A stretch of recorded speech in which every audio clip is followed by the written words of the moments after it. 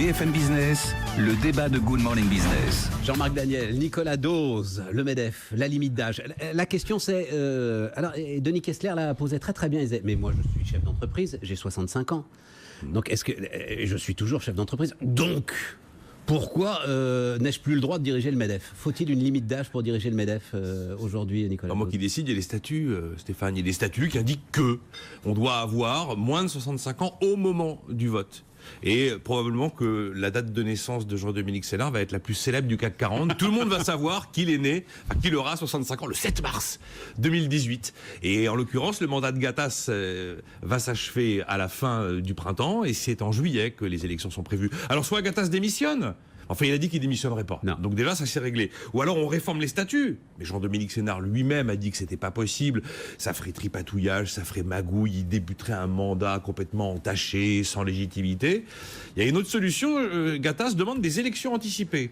Mais que des élections anticipées, mais lui finit son mandat. À l'américaine, Donc, voilà. période de transition. Donc les élections sont anticipées, il y a le nouveau patron qui est désigné, mais quand même celui qui est en place termine son mandat. Comme ça, eh bien, Jean-Dominique Sénard peut succéder à Pierre Gattaz, qui lui peut s'imaginer un avenir au MEDEF européen.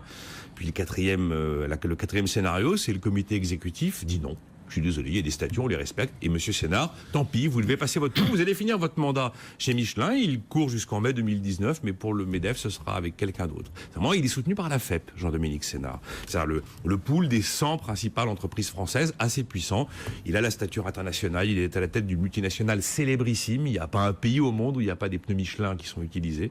Et c'est un petit peu son grand atout par rapport à tous les autres candidats qui sont plus franco-français. Vous pensez quoi? Parce qu'à un moment, il faut s'engager. Vous pensez quoi? C'est en gros, ce que disent ceux qui soutiennent Jean-Dominique Sénard, c'est mais enfin bon Dieu, on a la chance historique d'avoir le MEDEF dirigé par un colossal patron avec une renommée mondiale. On va pas venir, excusez-moi d'être trivial, s'emmerder voilà. Pour 3 mois en plus ou en moins. Et puis d'autres qui disent non. Dur à l'ex, cède l'ex. Eh bien, on va dans ces cas-là prendre le troisième scénario, les élections anticipées, et puis Gattaz finit quand même son mandat, donc il ne démissionne pas, et puis Jean-Dominique Sénard peut lui succéder, parce que ça ne demande que le feu vert du comité exécutif. Tandis que si on change vraiment les statuts, c'est comité exécutif plus les 2/3 de l'AG, et là, c'est pas gagné du tout que les 2/3 de l'AG disent oui. Jean-Marc.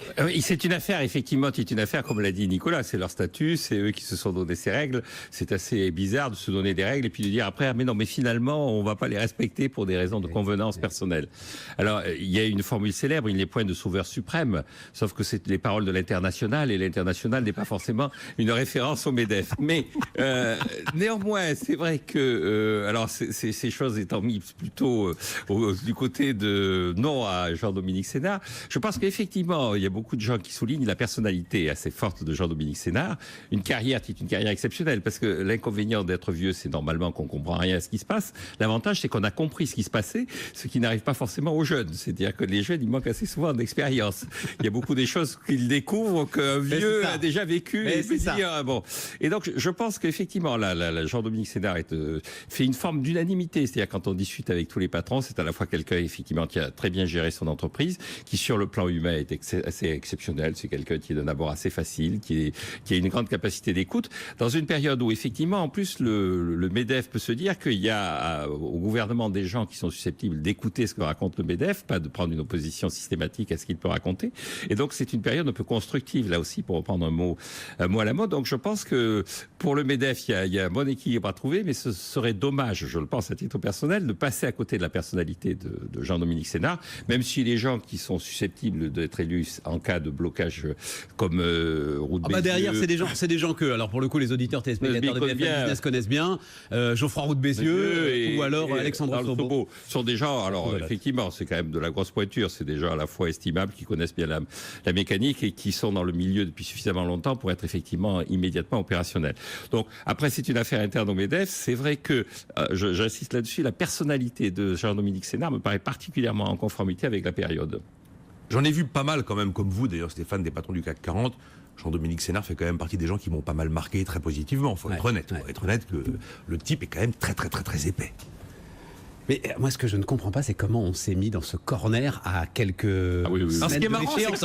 C'est un truc de dingue. C'est-à-dire qu'il est applaudi à l'université d'été du MEDEF. Je pense qu'ils n'y ont pas pensé à l'époque. Mais si, bien sûr que si, ils y ont pensé. Enfin, alors je vais pas, je vais, on va, y a prescription maintenant. Mais bien sûr que si, ils en parlaient durant l'été. Ah mais oui, on en parlait, il Et a donc été vous vous dites, ovationné. bon, ils ont trouvé un moyen de régler le problème, et puis non. Non. Et c'est quand même, il y a quelque chose d'assez, enfin c'est idiot à dire, j'aime pas cette expression, mais tant pis, d'assez français. C'est-à-dire, on repousse le problème, on repousse le problème, on repousse le problème.